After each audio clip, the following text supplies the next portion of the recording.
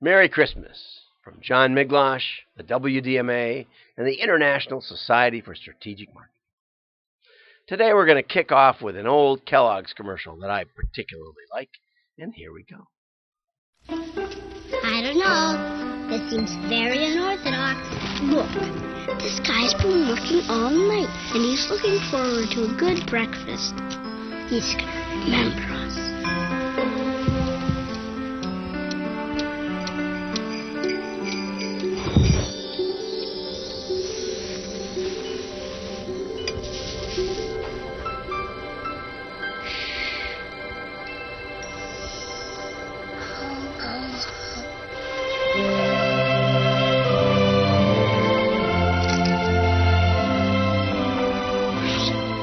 At Kellogg's, we take great pride in the quality food products we make and work hard all year to bring our best to you each morning.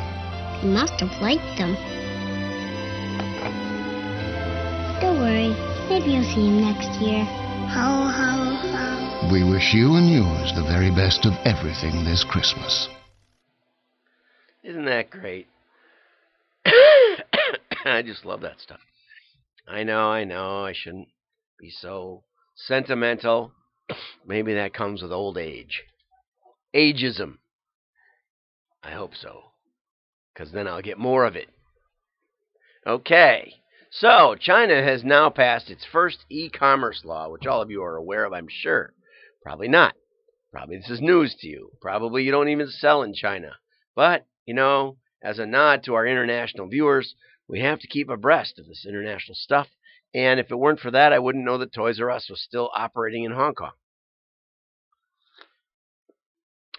So everybody's saying it could be a kind of a win-win, although it's rare when a law actually is that. I doubt it is. But apparently one of the practices in China, whenever you have state manipulation of markets, you get black markets. So when you put high tariffs on a product, you'll get smuggling. It's kind of the way it works. Prohibition, gangsters. That's how it works. Okay, so there's this, and I better not even try, but there's this practice of people who will go buy something for you and maybe go buy it for you out of the country to avoid the sharp tariffs and get it to you somehow or other. And you won't even ask because these are undocumented products, right? Oops, practices. Get that out of there. Okay. But it's a way of avoiding taxes and of increasing your service. So the law really targets, it seems like it targets, this practice of shopping helper, of Santa's elves getting you presents out of state. I remember when we had to smuggle in yellow oleo margarine, colored. We could have oleo margarine in Wisconsin when I was a kid, but it had to be white. So it looked just like lard, and it probably tasted like lard. We didn't really eat it much.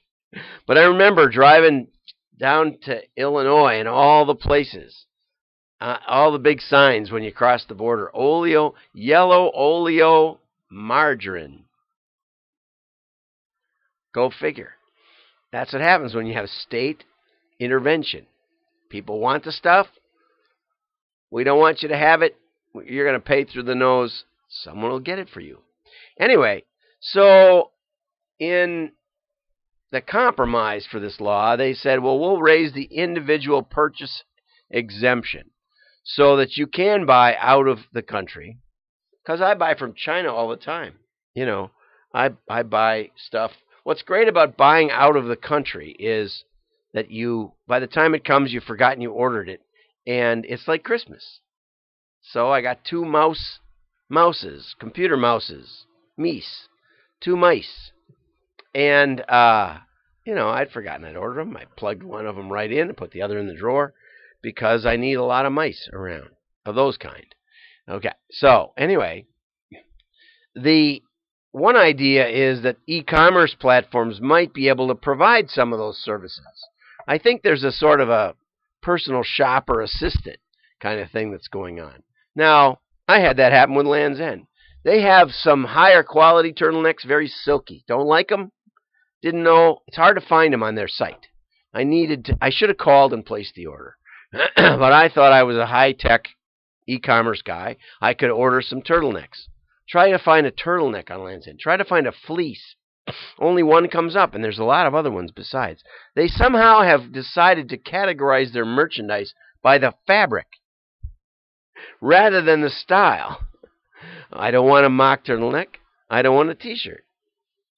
I don't want a short sleeve turtleneck. I want a normal turtleneck with long sleeves. Anyway, I couldn't find them, so I ordered this, I don't know, it's got some funny name. They must have trademarked.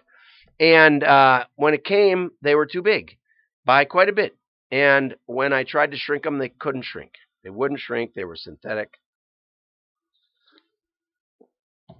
So then I started thinking, okay, well, I could try ordering a medium of those. That worked, but I don't usually order medium. Then at Black Friday or Monday, I ordered the medium turtlenecks in the wrong fabric. I'm all mixed up. So I called this nice lady at Land's End. I sent them all back, and even last year's stuff. She fixed it up. Let's hope it all comes. But, that was personal shopping. And that's where I want to go next in looking at the next article, which I got from a friend of mine. Brent Bissell sent me this link to the 4th Annual State of Marketing. And I thought, whoa, that's an impressive title. From 3,500 global marketing leaders, which means you have to be at least a marketing manager. The other interesting thing, as you delve into this report, is that most of them are not from the U.S., which is, kind of unusual. I wonder how SalesForce.com, I wonder how their sales shake out. But we had 1,000 respondents in USA, 350 from South America, 700 from Australia. Way to go. Because that's like 20-25% of the U.S. market. So for them to turn up with, that's like triple what we would have expected. And 1,450 from Europe. Okay, so we basically got something 2,000, 2,500 from outside and 1,000 from inside. Okay, and so that was interesting. People rated themselves as under, over, or average achievers. And the takeaways: what does it take to deliver a well-executed customer experience? And we've got evolved journeys. I have a problem with journeys because I don't know where my journey's going next. I say to myself, I need some turtlenecks. Is that a customer journey? No. I go on Land's End because I know where I want to get them. I've tried Eddie Bauer, garbage. They just went to garbage a couple of years ago. I threw out or gave to Goodwill all my Eddie Bauer turtlenecks. I've tried Blair. I've tried some other low-priced turtlenecks. Land's End. Get the Land's End. So, it's not a journey unless I try and use the website, in which case I can't find what I want. Part of the idea of a website is that you can come at a web, has a center, and it has spokes going out, right? And the idea is that on search engine, forget about search engine optimization out in the world. Just think about your own website. If somebody wants to buy a turtleneck, you don't have to only code it as Super T and one of the sub-variations of Super T fabrics. You could have turtleneck as a tag. Honest. You can have multiple tags, and your search engine can find things, even when the customer spells them wrong. Okay, well, anyway, down to Salesforce automation. I've got all this highlighted, but I'm not going to get into it all. Everybody's going to ramp up. This thing was done in April of 2017, so it's not new. I don't know how it got to my oh yeah, Brent sent it to me. Everybody wants personalized experience? No, I just want to find the stuff I want. Okay, I saw that Mall of America had a new app. You could do a scavenger hunt.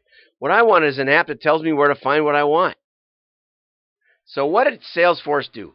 A half an hour after I downloaded this report, I got a call from Salesforce. A half an hour. And I told him I had no interest in their product at all. But it was nice of him to call. And as far as predictive modeling goes, I'm a pioneer. I know more about it than you do. But other than that, it was nice of him to call. That's old school. How many of your customers have you called? The holidays is a great time to call your own customers. Call them. Say hello. Reconnect. Merry Christmas. I'm John Miglash for the WDMA, the International